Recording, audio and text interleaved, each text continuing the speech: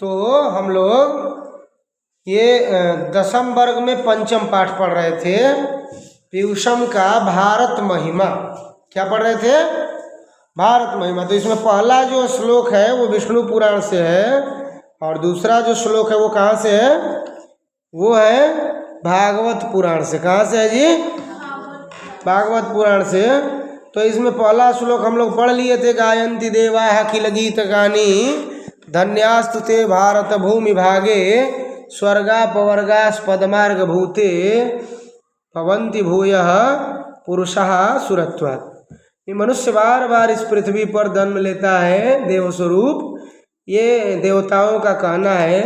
आगे के श्लोक में कह रहे हैं देवता, अहो अमीशाम किमकारी शोभनम प्रसन्न येषाम स्वेदुत्त स्वयं हरिः यैहि जन्म लब्धम नृषु भारताजिरे मुकुंद सेवौ पैकम स्पृहाहिनः।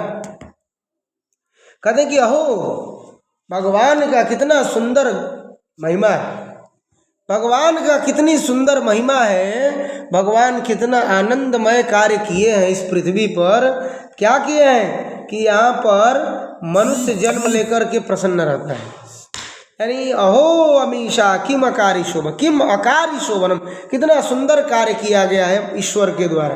तो क्या ईश्वर के द्वारा कार्य किया गया कि यही ही जन्म लब्धम, जहाँ पर जन्म लेकर के मनुष्य क्या करता है, भारताजिरे मुकुंद सेवौ, यानी मनुष्य जन्म जब लेता है तो भगवान हरि की सेवा की योग्यता मिलती है, हरि की सेवा का सौभाग्य प्राप्त होता है। इसीलिए कहा कि स्पृहाहीनः, हम लोगों की भी हार्दिक इच्छा है कि हम लोग भी आकर के यहाँ पर मनुष्य के रूप में जन्म लें। शब्द समझो, कहा कि किम अकारी शोभनम अहो अमीशा, ईश्वर ने कितना सुंदर काम किया। हरि कहते हैं ईश्वर को, हरि किसको कहते हैं, और हर किसको कहते हैं, शिव को। हर कहते हैं शिव को और हरि कहते हैं विष्णु को। हर कहते हैं शिव को और हरि कहते हैं, और दोनों मिला के क्या हो जाएगा, हरि हर। तो हरिश्च हरश्च इति हरिहरऊ, यानी शंकर और विष्णु। ठीक है। तो कहते हैं देवता की अहो अमीशाम की मकारी शोभनमः, भगवान कितना सुंदर कार्य किए हैं। क्या कि स्वयं हरि ही स्वित प्रसन्नम येषाम, यहाँ आकर के भगवान भी प्रसन्नता का अनुभव करते हैं। यहाँ जन्म लेकर के मनुष्य प्रसन्न चित्त रहता है, खुश रहता है। और जहाँ जन्म जब लेता है, यही ही जन्म लब्धम, जब मनुष्य जन्म लेता है तो मनुष्य जन्म लेकर के मुकुंद सेवौ पैकम, भगवान हरि की सेवा करने के लिए वह प्रेरित रहता है। भगवान हरि की सेवा की योग्यता प्राप्त करता है मनुष्य, और जब हरि की सेवा की योग्यता उसमें आती है तो अपने आप को निश्चय ही धन्य मानता है, और निश्चय ही वो लोग धन्य हैं। इसीलिए भारताजिरे स्पृहाहिनः, इस भारत भूमि में मुझे भी आने की जिज्ञासा, इच्छा हो रही है। कौन कह रहा है? देवता कर। कौन कह रहा है? देवता। नः में नौ नः, अस्मद शब्द का बहुवचन षष्ठी विभक्ति। हम लोगों का भी मन है। क्या मन है? कि हम लोग भी मनुष्य योनि में आकर के भारत भूमि में जन्म ले। ये भारत भूमि कैसी है? स्वर्गापवर्गदा है, स्वर्ग और मोक्ष को देने वाली है। कैसी है? स्वर्ग और मोक्ष को प्रदान करने वाली। गंगा को क्या कहते हैं? मोक्षदायिनी कहते हैं। कहते कि नहीं कहते? सुने हो तुम लोग? नहीं सुनना, भगवान भला करे तुम लोगों को। नहीं सुनता है तुम लोग कह रही है कि हम सुने ही नहीं। तो कहा कि मोक्ष इस भारत भूमि पर जन्म ले। एक बार ध्यान से सुनो।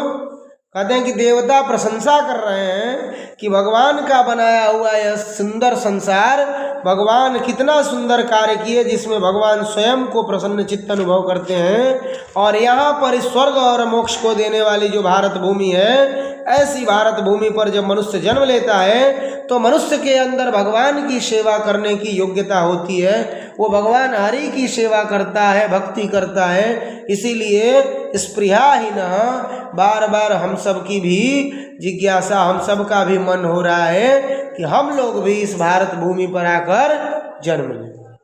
क्या समझ में आया जी?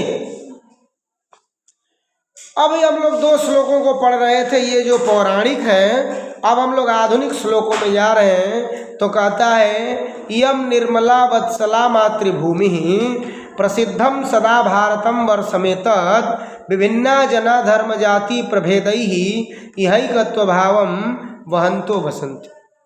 कहा कि ये भारत भूमि कितना मधुर है, ये भारत भूमि कितनी सुशील और वत्सला है। इयम निर्मला, इयम यानी इयम मातृभूमि। इयम किसको कहते हैं? स्त्रीलिंग को कहते हैं। किसको कहते हैं? स्त्रीलिंग को कहते हैं। क्या कहते हैं? इयम निर्मला, इयम मातृभूमि, इयम भारत भूमि कैसी है? तो निर्मला यानी निर्मल है। और निर्मल का मतलब क्या है? जिसमें कोई दाग नहीं, स्वच्छ बेदाग है। और कैसी है? वत्सला है, वात्सल्यमयी है। कौन वात्सल्यमयी है? तो ये भारत भूमि। कौन वात्सल्यमयी है जी? ये भारत भूमि का यम निर्मला, यह निर्मला है, वत्सला है। और यह क्या है? सदा प्रसिद्धम मातृभूमि भारतम वर्षम। यह भारत वर्ष के नाम से प्रसिद्ध है और ये मातृभूमि है। क्या है? मातृभूमि है। यम निर्मला वत्सला मातृभूमि, ये मातृभूमि जो है वह निर्मला है, वत्सला है और सर्वदा भारतवर्ष के नाम से प्रसिद्ध है। और कहा कि इस भारत भूमि पर, इस मातृभूमि पर विभिन्न प्रकार के धर्म जाति के लोग रहते हैं। कैसे? तो एकत्व भावम वहंतु, एकता को धारण करके। यहाँ पर ब्राह्मण, क्षत्रिय, वैश्य, शूद्र, हिंदू, मुसलमान, सिख, ईसाई सब रहता है कि नहीं रहता है? कहा कि विभिन्न जना धर्म जाति, विभिन्न प्रकार के लोग रहते हैं, विभिन्न प्रकार के धर्म जाति के लोग रहते हैं, फिर भी एकत्व भावम वहंतो बसंती, एकता के भाव में रहते हैं। कोई किसी से झगड़ा फसाद नहीं करता है, कोई किसी से बैर मोल नहीं लेता है, दुश्मनी नहीं लेता, सब एक समान प्रेम से रहते हैं। ठीक है, चलें आगे देखो। कहा कि विशाला स्मदीया धरा भारती, हमारी जो मातृभूमि है कैसी है? विशाल है। कैसी है? विशाल। अस्मदीया धरा विशाला, ऐसा धरा कीदृशा? तो ऐसा धरा विशाला, कीदृशा? विशाला। कैसी है? विशाल। ये धरा किसको कहते हैं? धरा किसको कहते हैं? धरा का मतलब होता है भूमि। तो ये धरा जो है, भारतीय भूमि जो है विशाल है। सदा सेविता सागरई रम्य रूपा, और ये सदा सागरों और झीलों और नदियों के द्वारा पूजित है। पर्वतई ही निर्झरई ही भव्य भूति ही बने वहंती भी ऐसा। और ये जो मातृभूमि है पर्वतों, झरनों, नदियों के द्वारा निरंतर धारण की हुई है। अर्थात इस भारत भूमि में नदियों की, पर्वतों की, वनों की और झरनों की सर्वदा पूजा होती है। नदियों की पूजा होती है कि नहीं? यहाँ पर किस नदी की पूजा होती है? किस नदी की पूजा होती है? निधि, किस नदी की पूजा होती है? गंगा नदी की पूजा नहीं करती है तुम लोग? तो बोल क्यों नहीं रही? यहाँ सोन नदी में से, नद में से गए नहीं थे तुम लोग जल लाने के लिए? तो पूजा हुई कि नहीं हुई? इस प्रकार का आदमी है रे तुम लोग। तो यहाँ पर्वत की पूजा होती है कि नहीं? पत्थरों की, पहाड़ों की पूजा नहीं होती है? इन सबको धारण करने वाली ये भारत भूमि निश्चय ही सुशोभित और सुंदर जलों से युक्त क्या है? नदियों से जुड़ी हुई, झरनों से जुड़ी हुई है। और ये कैसी है? विशाल है और निरंतर सागर, और इन सभी से सुशोभित और रमणीय लगने वाली है। चल एक बार फिर से इसको देख लो, नहीं तुम लोग भूला जाएगी। कहा कि ये भारत भूमि विशाल है, सदा सर्वदा नदियों, झरनों और पर्वतों, निर्जरों से जुड़ी हुई और कलकल जलों से सुशोभित ये रम्य और सुंदर लगने वाली है और रमणीय। ठीक है। अब सबसे लास्ट वाला श्लोक कहते हैं जगत गौरवम भारतम शोभनीयम। ये भारत भूमि कैसी है? तो जगत का गौरव, जगत गुरु है। भारत को पहले क्या कहा जाता था? जगत गुरु। तो कहा कि जगत गौरवम भारतम शोभनीयम, ये भारत जगत गुरु के नाम से जाना जाता है और सदास्मा विरेतत तथा, और हम लोगों के द्वारा सदा पूजनीय। पूजनीय कौन होता है? जो श्रेष्ठ होता है। ये हम लोगों के द्वारा सदा क्या है? पूजनीय है। भवेद देश भक्ति समेशाम जना नाम, इसीलिए हमारे देश के समस्त लोगों के अंदर क्या होनी चाहिए? देशभक्ति होनी चाहिए। क्या होनी चाहिए? देशभक्ति होनी चाहिए। परादर्श रूपा सदा वर्जनीय, और देशभक्ति ऐसी होनी चाहिए जो परादर्श हो, दूसरों के लिए आदर्श बन जाए, और सदा वर्जनीय, और दूसरों के लिए आकर्षण बन जाए।